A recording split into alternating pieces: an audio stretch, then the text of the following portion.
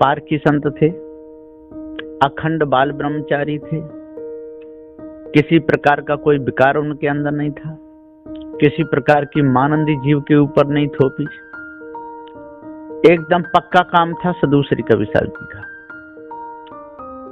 साधु श्री कबीर साहब जी का पक्का काम इसलिए था कि वो किसी से लोभित और मोहित शोकित नहीं थे, हर्षित नहीं थे, हर्ष शोक नहीं करते थे, और लोभित भी नहीं थे, मोहित भी नहीं थे। सारा संसार उनके लिए एक समान था। और आज वर्तमान में जो पारखी संत हैं, जो सच्चे अनुयायी हैं साधु श्री कबीर साहब जी के, वो भी आर पार का दर्श कराते, न स्वयं भूलते न किसी को बुलाते।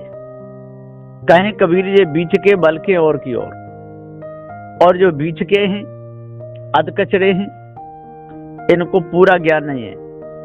वो कुछ का कुछ कहकर के संसार को लुभाते भरमाते रहते हैं, संसार के पीछे ऐसे पड़ जाते हैं कि मानो इनसे ही संसार पूरा इन्होंने ही बनाया है।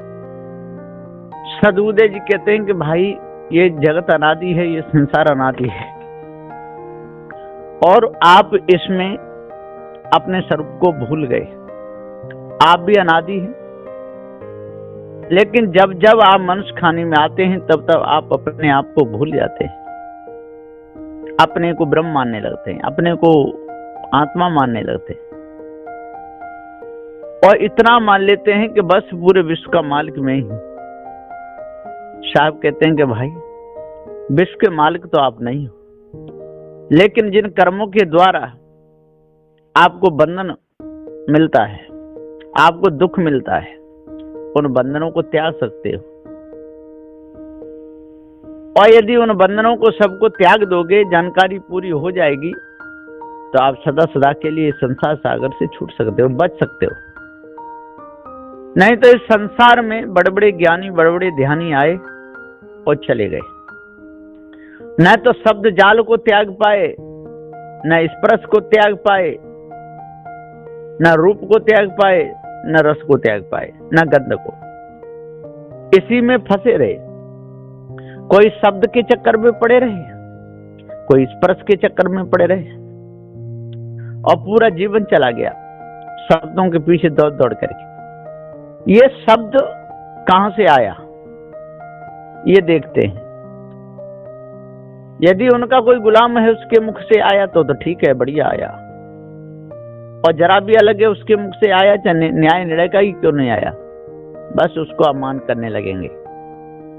जो सत्य न्याय निर्णय का जो शब्द है उसको तो काट देंगे अपने अनर्गल शब्दों के द्वारा, मिथ्या धोखे के शब्दों के द्वारा सही वाणी को काट देंगे, और जो गलत है उसकी पुष्टि करेंगे। साधु श्री कबीर साहब जी पुकार के कहते हैं कि ये सारे के सारे झूठे हैं, झूठा कबूल करें काज। ये संसार के झूठे लोग भी आपका काज नहीं बना सकते, और आपने झूठ मूठ का जो परमात्मा मान रखा है वो भी आपका काम नहीं बना सकता, क्योंकि है ही नहीं। तो झूठा कबूल करें काज, हो बरजों तो सुनने लाज। सदुदे कहते क्यों भैया किसी की बहन बेटी को छेड़ते हो, क्यों विचार करते हो, इससे आपको क्या मिलेगा? वही कर्म पशु कर रहे हैं, वही कर्म आप कर रहे हो, आप में पशुओं में क्या अंतर रहा? इसलिए सदुगे झूठा कबूल करें काज।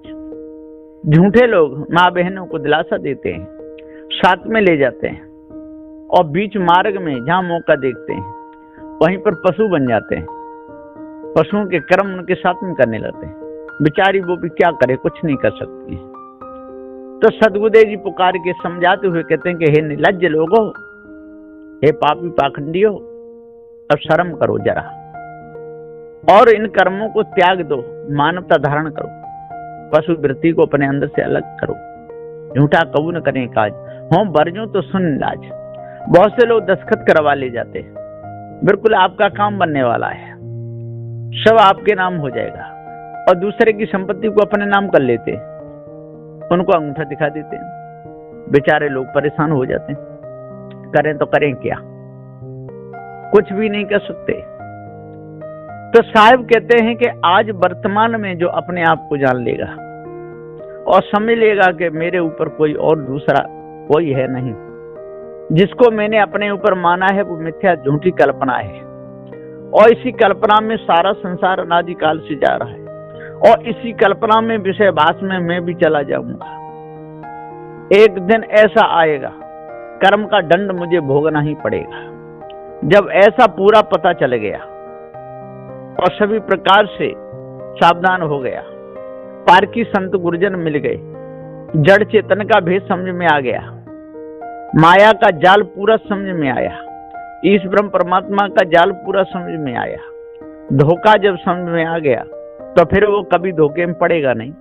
क्यों पड़ेगा? जब धोखा ही समझ में आ गया तो धोखे में क्यों पड़ेगा? जब उसे पता है कि जहाँ आगे पैर रखूंगा तो जलूंगा, तो पैर क्यों रखेगा? उसे मालूम है कि इसी वस्तु में जहर है, खाऊंगा तो मरूंगा, तो क्यों खाएगा?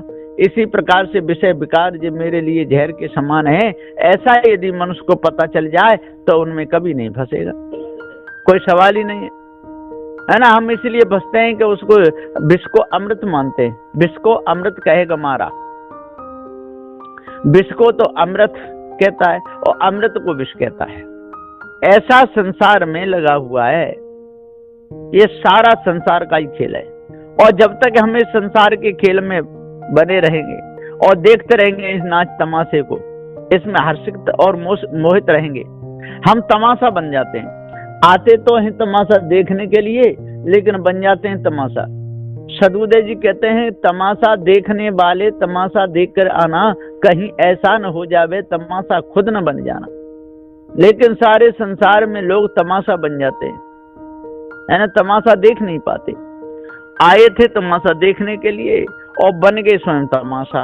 अब बताओ कैसे काम चले? काम कैसे भी नहीं चलेगा। काम बना हुआ बिगड़ सकता है लेकिन बन नहीं सकता।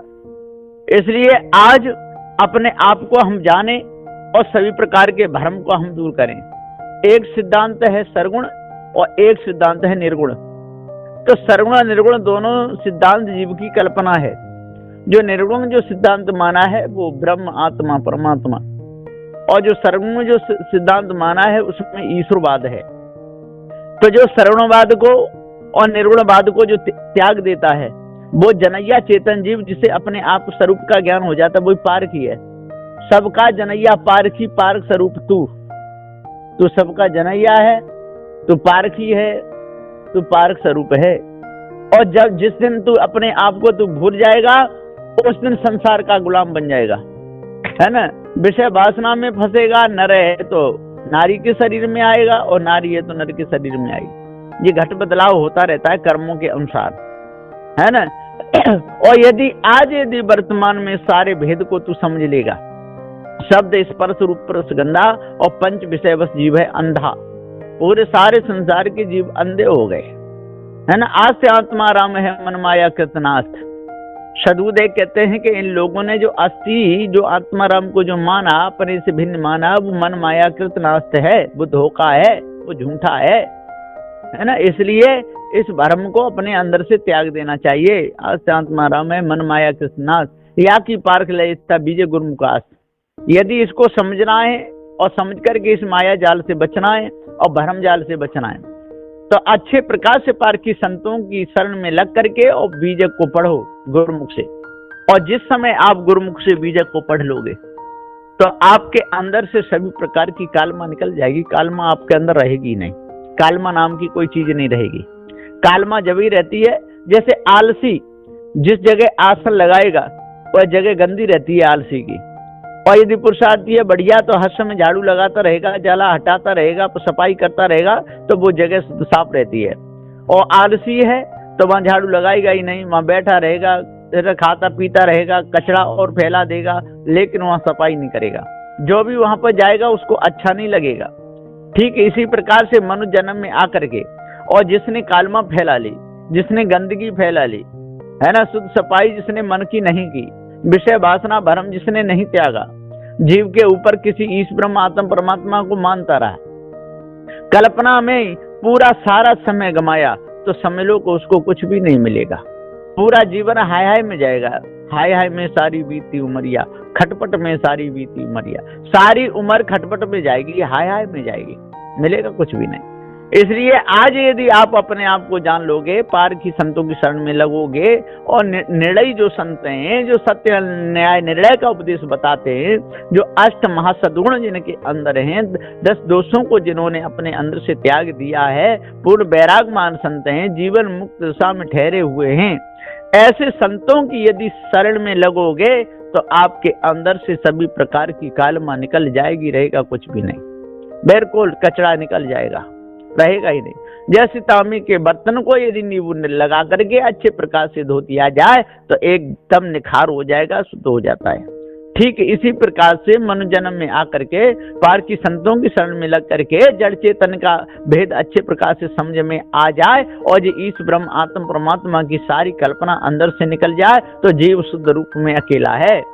पता चल जाता है कि ये जीव ही सत्य है, तू जीव जरैया सत्य है, तेरे ऊपर और न कोई, और ईश ब्रह्म आत्म परमात्मा गुरबन का भ्रम हो। ये सारा गुरबा लोगों का भ्रम है, और जब तक हम इन गुरबा लोगों के भ्रम में भूले रहेंगे, धोखे में हम अपने समय को निकालते रहेंगे, तब तक हमारे अंदर से कालमा निकल नहीं सकती है। सदगुरुदेव जी पुकार के कहते हैं कि हे जीव जनैया तू सत्य है, तू झूठाओं की बातों में मत आ, झूठा कबू न करें काज, झूठा लोग तेरा एक भी काज नहीं बना सकते, और झूठे देवी देवता भी तेरे काम में नहीं आ सकते, और झूठा ईश ब्रह्म परमात्मा भी तेरे काम में नहीं आ सकता, अल्लाह खुदा भी तेरे काम में नहीं आ सकता। जो झूठ तेने अपने ऊपर जितना भी कलेवर माना है उसमें से वो कोई तेरे काम में कभी नहीं आएगा, और तू असली चेतन जीव अजर अमर अखंड नित्य स्वयं स्वरूप है, तेरे स्वरूप में किसी प्रकार का कोई विकार है नहीं। इसलिए तू पार की संतों की शरण में लग करके और अपना उद्धार कल्याण कर, सभी प्रकार की कालमा मिट जाएगी, अंधकार सारा खत्म हो जाएगा, प्रकाश हो जाएगा। बोलिए श्री सद्गुरुदेव की जय।